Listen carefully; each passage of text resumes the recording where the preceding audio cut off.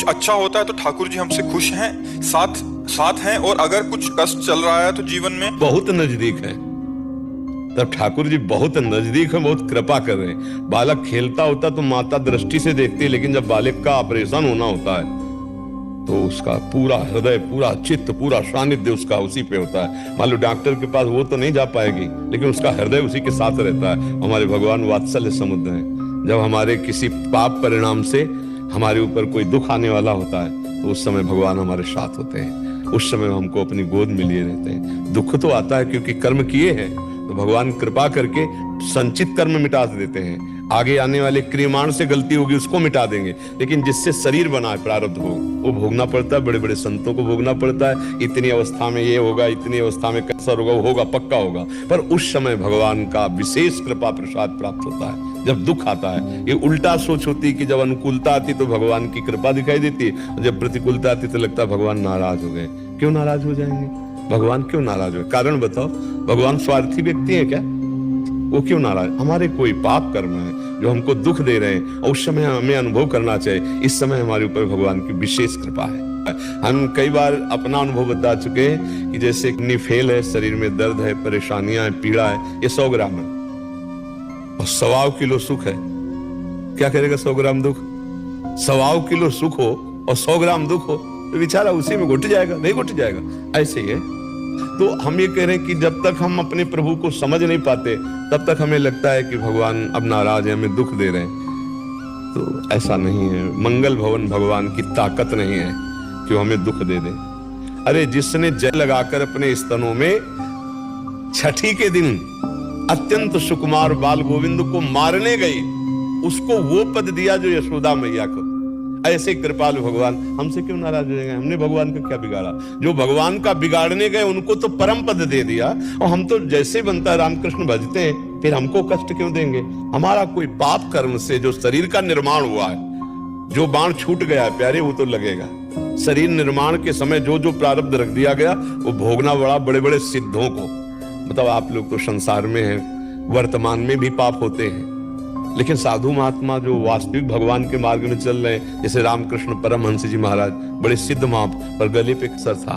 पूर्व का प्रारब्ध है, अब बड़े बड़े सिद्धों को भोगना पड़ता है। उस समय भगवान की कृपा देखने को मिलती है कि ऐसी स्थिति में भी भगवान कितनी कृपा की है।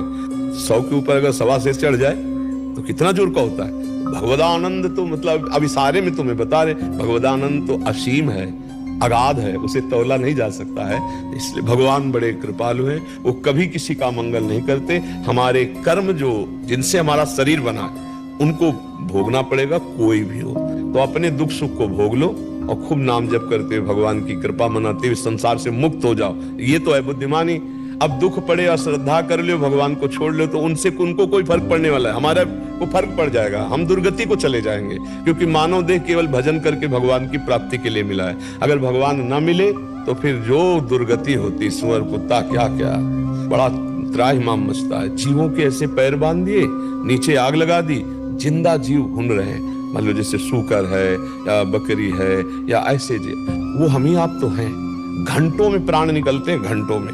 आग के नीचे धीरे धीरे धीरे जल तलच रहे, और उनको मजा आ रहा है कि बढ़िया पकेगा, अभी खाएंगे। वो कौन है? हम ही आप हैं। कर्म बिगड़ गए, अब वो जीव बने, सोचो कितना कष्ट है। दूसरा जीव जंगल, जैसे जंगल में होता है ना, जंगलों में जो अब जंगल, अब उसमें जो जैसे हाइना है और वो किसी एक भैंस को गिरा लिया, अब पीछे से खाना शुरू किया। घंटों उसको मतलब मरने की वो जो क्लेश, थोड़ी देर चित्त, जो हम लोग चित्त जोड़ते हैं, जैसे कोई घटना हुई ना तो उसमें चित्त जोड़ते हैं कि उसको कैसा कष्ट हुआ होगा, तो त्राहिमाम मच जाता। अरे इतना भयानक कष्ट उस जीव को। हम ही आप हैं, हम ही आप सुअर कुत्ता बनेंगे, हम ही आप कीड़ा मकोड़ा बनेंगे। अगर भजन नहीं कर पाए तो हम बिगड़ जाएंगे। ये मानव देह ज्यादा दिन के लिए नहीं है, सब कोई जानता है। कभी किसी भी क्षण, जैसे डाल से पत्ता टूट गया अब दोबारा नहीं लगेगा, पानी का बुलबुला फूट गया अब दोबारा नहीं बनेगा, अंजुली का जल कितना भी समेट के रखो टिकेगा नहीं, निकल जाएगा। ऐसे ही तुम्हारी आयु प्रतिपल जा रही है। दुख सुख को भोग लो, उस पे उबो मत। सुख मिले तो अभिमान मत करो, दुख मिले तो सिकुड़ो मत। राधा राधा राधा क्रॉस करो।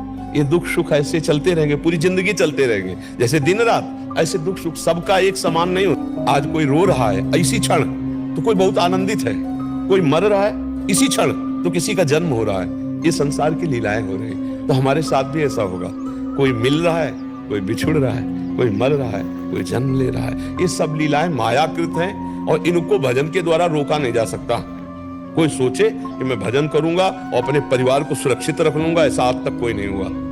भगवान भी अवतरित हुए ना, तो पर भगवान का भी परिवार सामने ही मरा है। भगवान श्री कृष्ण श्री चरण चढ़ाए ऐसे पड़े और सामने काट मार हो रही, पूरे करोड़ों यदुवंशी सब ऐसे साथ लेके सरयू में भगवान।